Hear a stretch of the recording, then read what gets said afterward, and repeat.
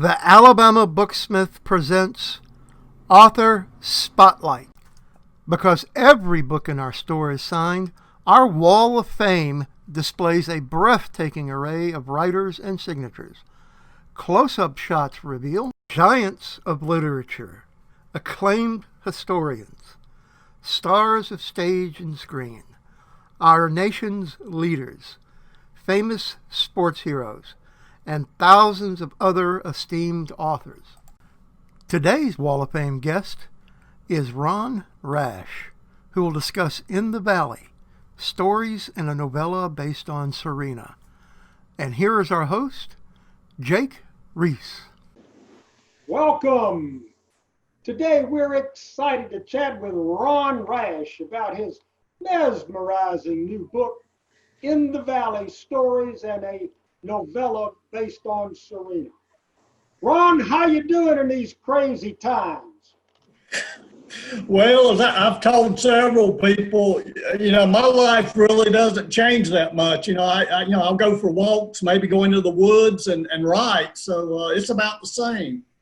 Well, one good thing, that gives you time to write. We ought to have 3 or 4 more new books coming soon. Don't bet on that. I'm slowing down, Jake. I'm not like you. Come on, don't slow down. We need another half dozen. You owe us a half dozen. Come on, man. Whoa. Well, as Dr. Samuel Johnson once said, that's a triumph of hope over experience. Amen, brother. We sure appreciate you spending part of the afternoon with us. And by way of an introduction to our audience, Ron Rash is not only a best-selling and award-winning author, but he is in that elite atmosphere of those known as a writer's writer. And as evidence to back up that claim, a few decades ago at a private brunch for Pat Conroy during a book conference on Jekyll Island, Pat grabbed me, and when the world's greatest storyteller grabs you, you pay attention. Pat told me this young kid was a superstar, and boy, was he right. A few years later, Pulitzer Prize winner Rick Bragg opened his book, The Most They Ever Had, with a Ron Rash poem. And bringing this theme up to date in 2 weeks, another brilliant young writer, David Joy, publishes his new book, When These Mountains Burn, and dedicates it to, and I'll quote, Ron Rash, my mentor and friend. I rest my case. Okay, Ron, now that I have thoroughly embarrassed you, let's talk about In the Valley. And first things first, the opening story, Neighbors, is a perfect birthing for the book.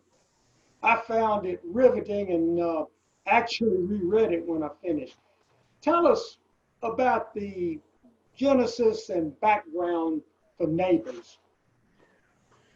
It was actually, there's several stories I've heard, particularly up in the western North Carolina mountains, because it was so, there were Confederates and Northern, it was very conflicted. And I had heard a story a little bit like that. I changed some things, but what struck me when I wrote it a couple of years ago was it just seemed to fit what was happening in our country. Or the danger of what could happen, where you get that kind of conflict between loyalty to your family, to your community, and as an individual, and it just felt like it was right. And it's a story where I really felt like it went into a pretty complex situation with no easy answers. Well, you couldn't have picked a better story to start the collection. Thanks for the inside info. Actually, I believe I'll go back and read it one more time. Well, I hope it holds up. Done pretty darn good so far. Great start. I know every diehard Ron Rash fan wants to know your decision-making process as to what's next. In case anyone's counting, In the Valley is your 7th collection. You have published 7 books of poetry and exactly 7 novels.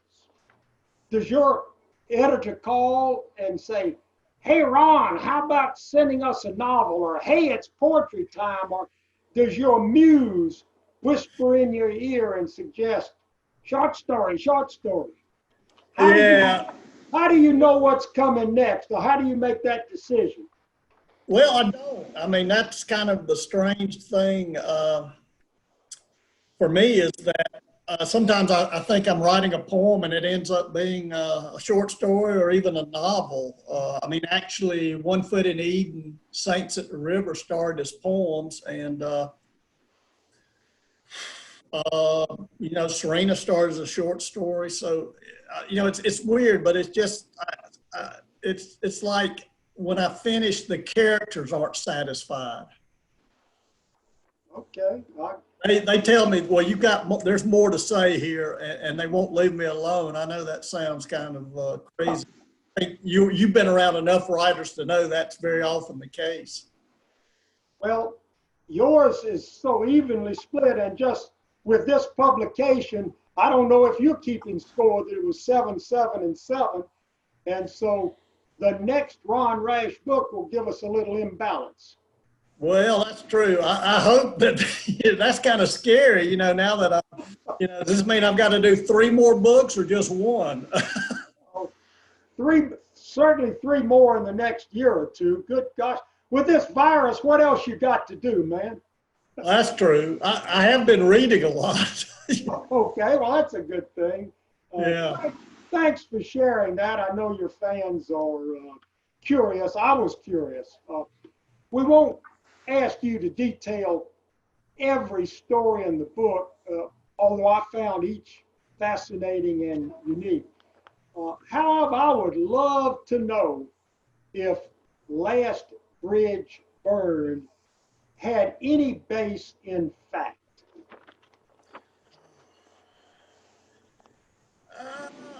Yeah, I would say the guy who runs the service station in some ways is like my uncle, but as far as who she really turns out to be, that was one where I just thought, you know, it's weird. I thought of Lucinda Williams and some of those kind of hard living great songwriters, and I just imagined what would it be like that would turn someone around? What sort of person could say something to a young person, such as a young woman, and turn her life around? A man who's not particularly good man, and I guess that kind of ties into a lot of my characters. I think a lot of my characters are in kind of tough situations, but I think they tend to sometimes. Faulkner once said that he thought most people were a little bit better than their circumstances might allow,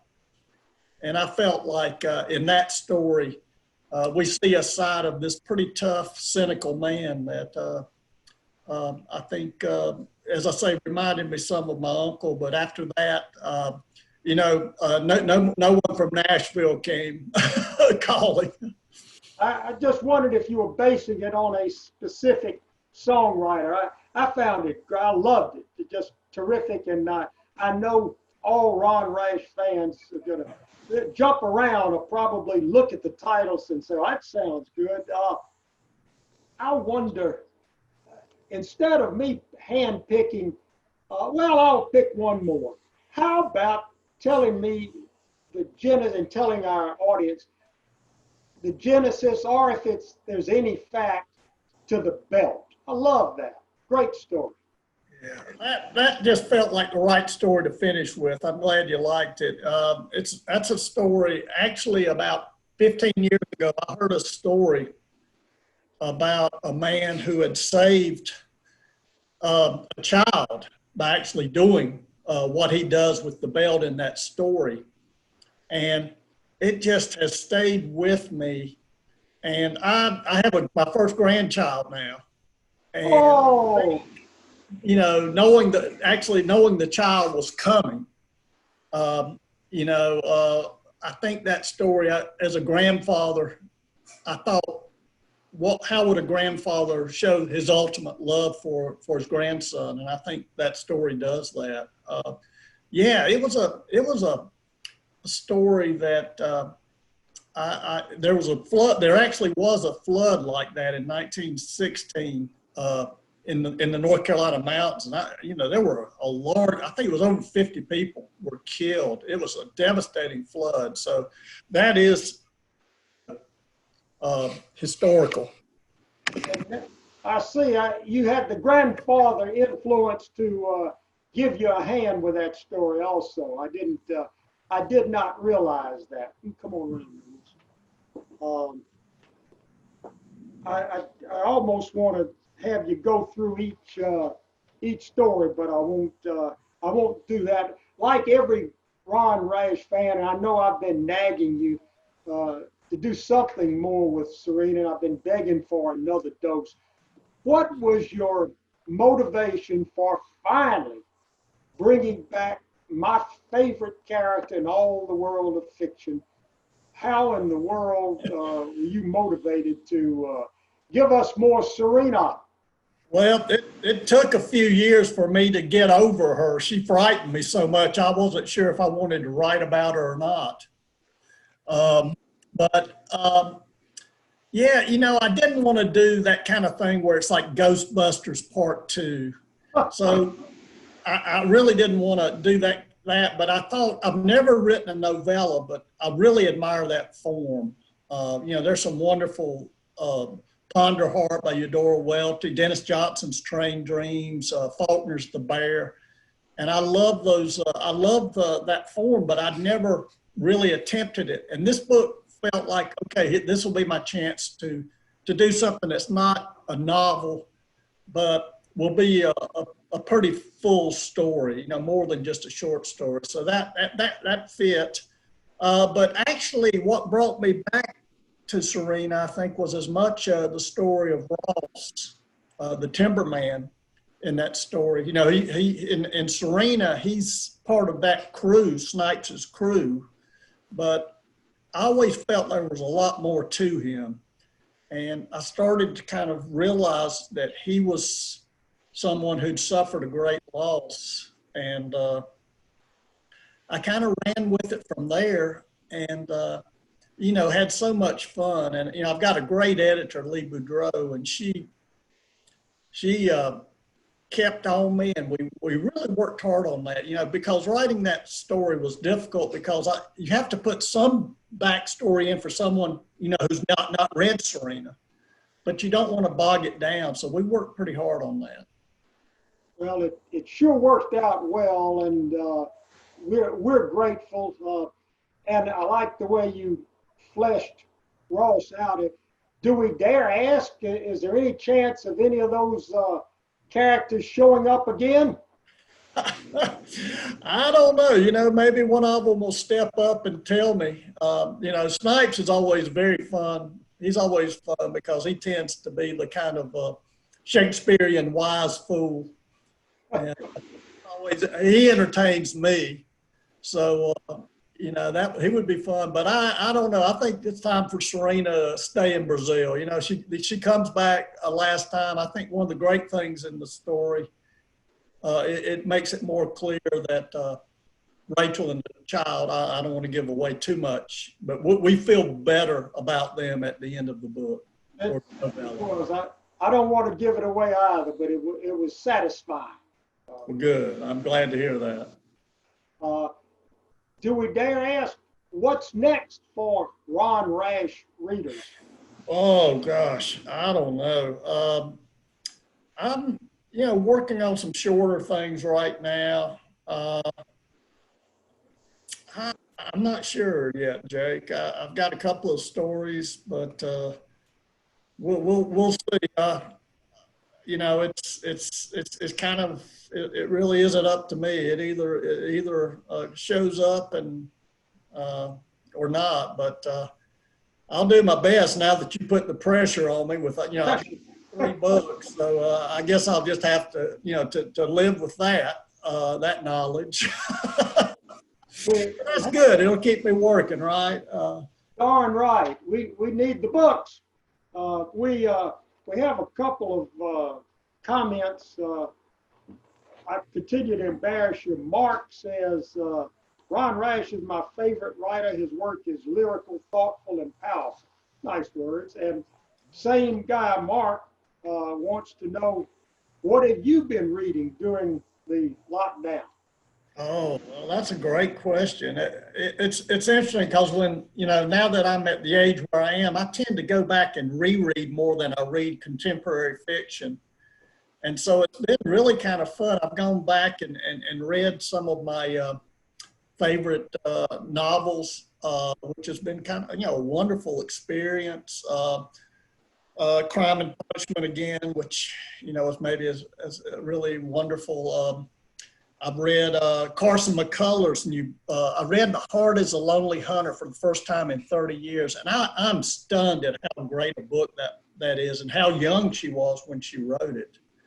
I've been reading some nonfiction on cave art, the story in there about the caves in France during World War II. Let me interrupt that. And how about covering that? I love that. That was fascinating.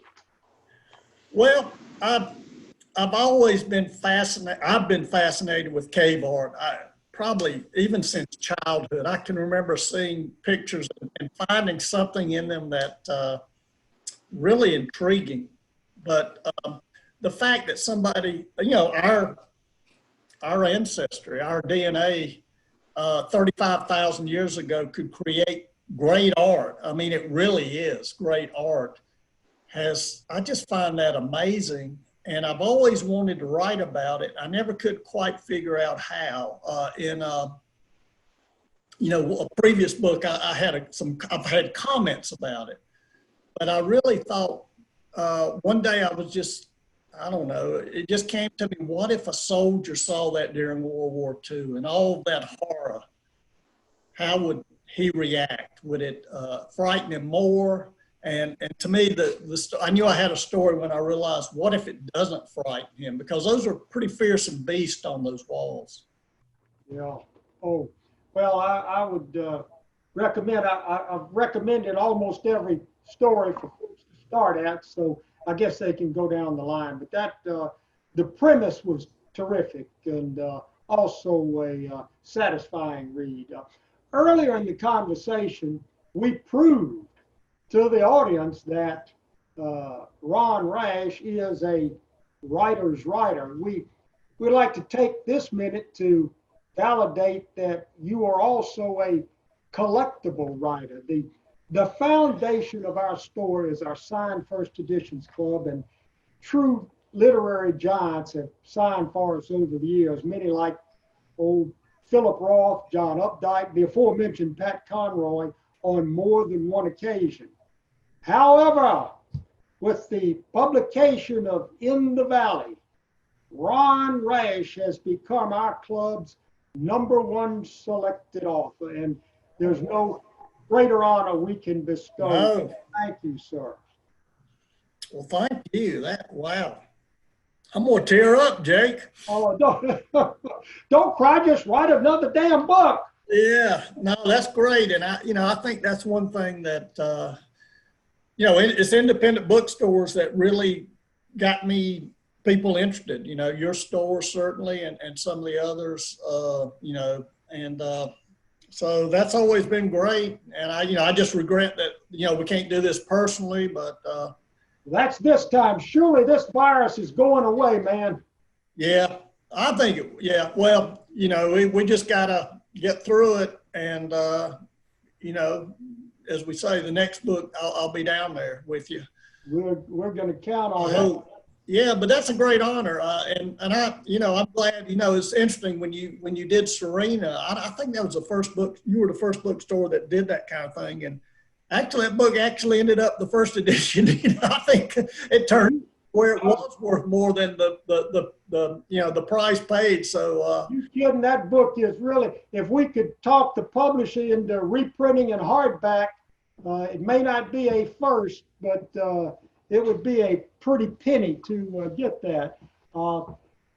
Before I get to one more note. Well, I'll get to this question now.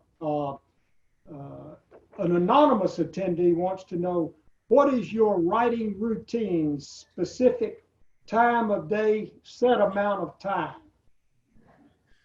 well, I would not recommend this. Every writer does it different, but I tend to be. I was joking with somebody yesterday, and I said, I'm a real Protestant, because if I don't write every day, I feel guilty.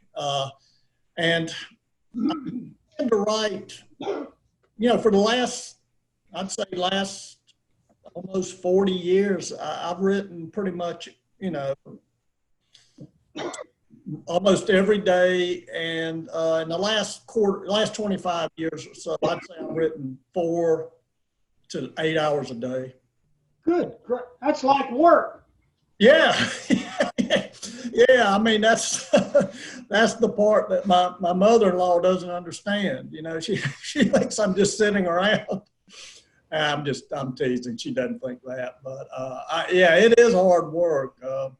No, but it's joyful work. And I just feel when I first started writing, I got a few poems in magazines, maybe a story. And I thought, if I can just get a couple of books out, wouldn't that be wonderful, that in your life? So, yeah, but I think, it was very slow for me. I wrote a lot of really bad fiction and bad poetry. And I think that ought to give a lot of people heart because I think it's like, in many ways, it's like anything else. If you're going to be really good, you have to put the work in. I mean, great guitarist puts the work in, and that's not glamorous, but it's it's kind of what has to be done. So, but yeah, I would say I average now, not as much as I used to, but I would say I get in 4 hours every day. One more, and then we'll close it out. Marlene Wallace Barrett wants to know, when did you know that you wanted to be a writer? Well, that's always an interesting question. I think in some ways, I was showing the symptoms very early on because I like to be by myself. And I tended to spend a lot of time outdoors by myself, imagination. And I was a reader, a voracious reader as a child. But I didn't really try to write till I was a freshman in college, or actually a sophomore in college. It's like I just never, it was strange. I think some of my good friend Lee Smith had already written a novel by the time she was 8 years old. But I was slower. But yeah, so I just knew that I loved books. I knew that, a story I tell, which is absolutely true, is when I read Crime and Punishment when I was 15, and I didn't get that book on the level I would now, but it just took me into a place I'd never been. I mean, it was almost like a dream state. The book was so intense, particularly. So I just thought that's pretty amazing that you can do that with just words, that you can have that kind of effect on someone. And so, yeah, but once I got to college, I started dabbling. And then when I got in my mid-20s, my father died. I think that had a lot to do with it. I just felt like, you gotta make a choice. Do you want to really try to do this or not? And so I tried, and for a long time, it looked like I'd made the mistake, but it was better than not knowing if I could do it. I'd rather fail at it. I've never had a problem with failing at stuff. We won't call you an overnight success then. No, I wasn't that. My first book in New York I was almost 50. Oh, gee, well, this is the last question. Actually, it's more of a comment. Marlene said she's had the pleasure of hearing you speak a few times, and has never forgotten a story you told at Quail Ridge about your grandfather reading Cat in the Hat to you, and Oh, yeah.